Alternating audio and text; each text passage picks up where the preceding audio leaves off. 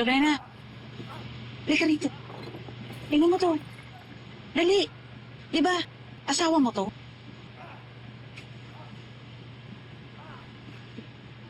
Fred nga yan. Diyos ko. Teka, pwede ka ba mahiram yung telepono mo? Kakamustahin ko lang siya. Baka kasi kung ano nangyari sa kanya eh. Natawagan ko lang. Sige, pero dagdag sa lista mo yan, ha? Bilisan mo lang, konti lang load niyan.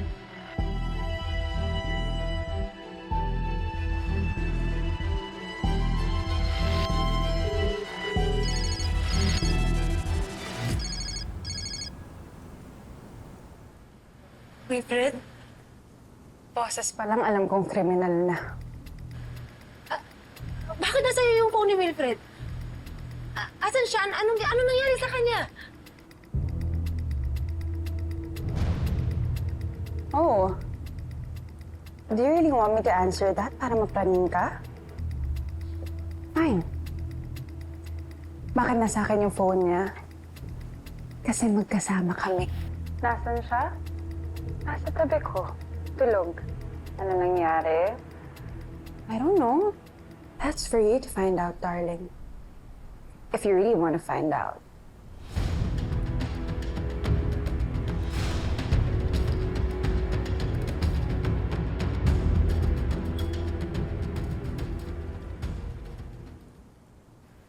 Well, Ronnie?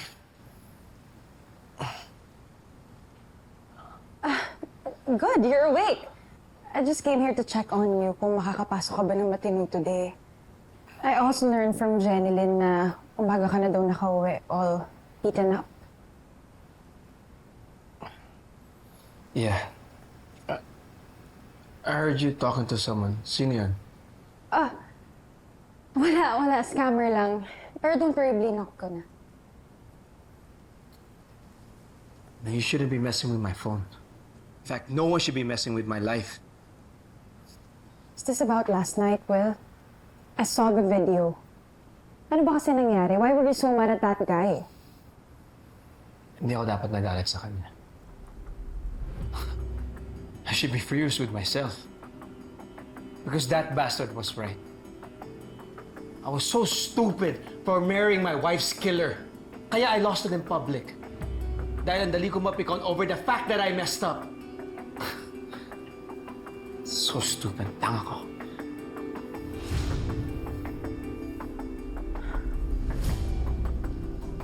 Well, don't be too hard on yourself.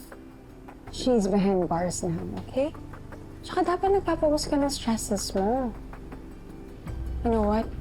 You deserve to relax after what's going on, okay? Ronnie, umalis ka na. I'll just see you at the office.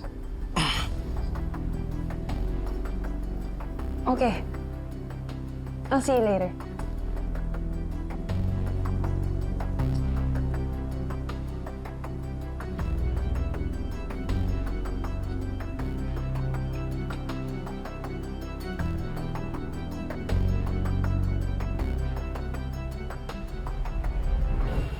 Alam ko naman, nagalit sa akin si Wilfred. Pero talaga ba? Katabi agad niya yung babaeng yun. Siya pa yung sumagot ng telepono. Ganun ba ako kabilis palitan? Sinabi ko naman sa'yo, ate, kalimutan mo na si Kuya Wilfred, eh, di ba? Lalo naman yun. Yung mga papel na naman yan at abroad yan. Pero, si Wilfred, marupok din, ano?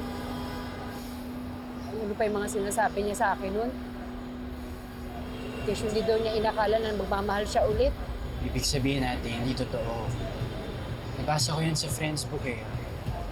Love bombing ang tawag. Papaniwalain ka na mahal ka sa simula. Tapos iiwan ka sa ere. Alam ko naman na minala ko ni Wilfred eh. Na hindi niya ako basta pinaasa lang. O sinabihan lang ng kung ano-ano. Pero siguro ganun na talaga. No? Sa isang idlap, pwede mabago yung lahat.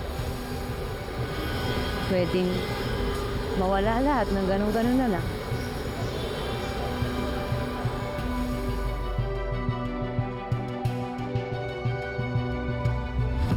Wilfred, I apologize again for not being part of your private prosecution for Joy's case.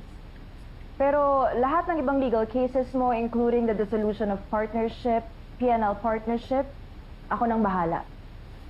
Yes, sige. Paano ba sa mga yan? Honestly, parang naawa na ako sa asawa mo, Wilfred eh. Dami niyang pipirmahang papeles.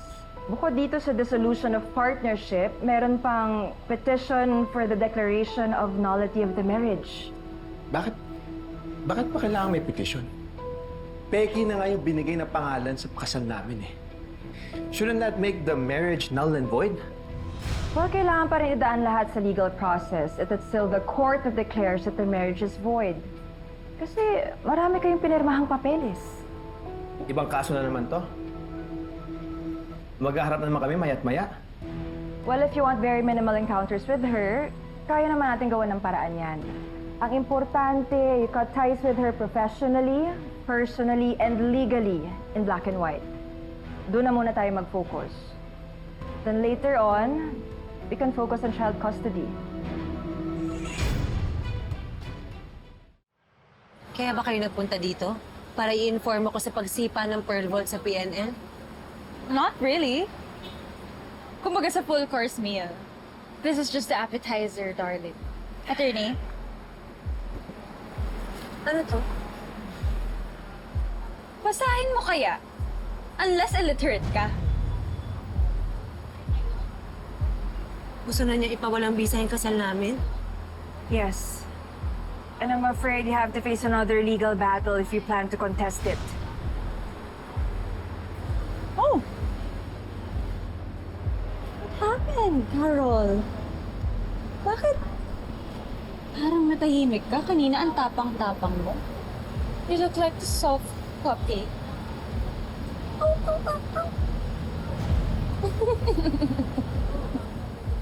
Kaya ba palagi kayo magkasama ni Wilfred?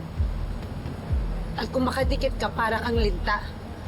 Abang na abang ka naman. That's none of your business. Kaya huwag ka nang magselos, okay? Kasi mawawalan ka na ng karapatan.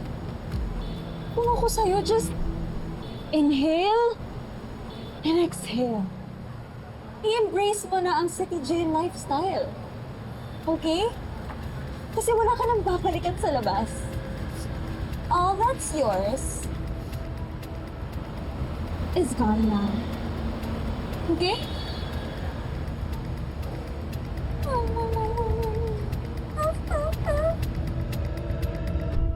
Nangako siya. Magsasama kami sa hirap at ginhawa. Pero bakit ganun? Iniwan na niya agad ako. Di ba pa nga napapatunayan yung sarili ko sa korte? Kagaya nga ng lagi kong sinasabi sa'yo, kailangan mo magpakatatag. Masanay mag-isa. Lorena, habang tumatagal dito, umuunti ang mga tao sa buhay mo. Kung hindi man, nauubos. Santos! May bisita ka. Yung demonyong Ronnie lang pong yun. Wag na lang. Ikaw kailangan ng bisita. Iba daw. Dolpo ang pangalan.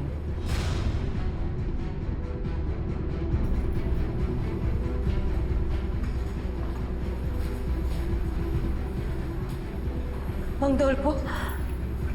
Carol?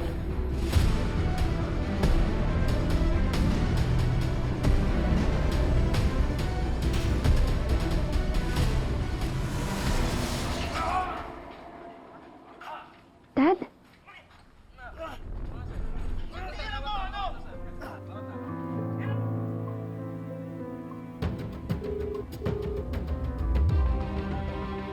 Hello, Grace? Grace, you're right. Dad's getting worse. I don't care anymore kahit hindi niya ako pinayagan. I need to book a flight to Manila ASAP. Nakabalik na si Mang Dolpo. Napapatunayan na natin na inosente talaga si ate. Baka matagal niya munang pinaktis yung sasabihin niyang inventong kwento na yan sa korte, kaya matagal siya nawala. Yak naman nanalo ka na nito, ate. Akong bahala sa kanya. Hindi yun makakapagsinungaling sa akin. Totoo pong binayaran po ako pero ibang tao po ang nagbayad sa akin para hindi ako tumistigo kay Ma'am Carol.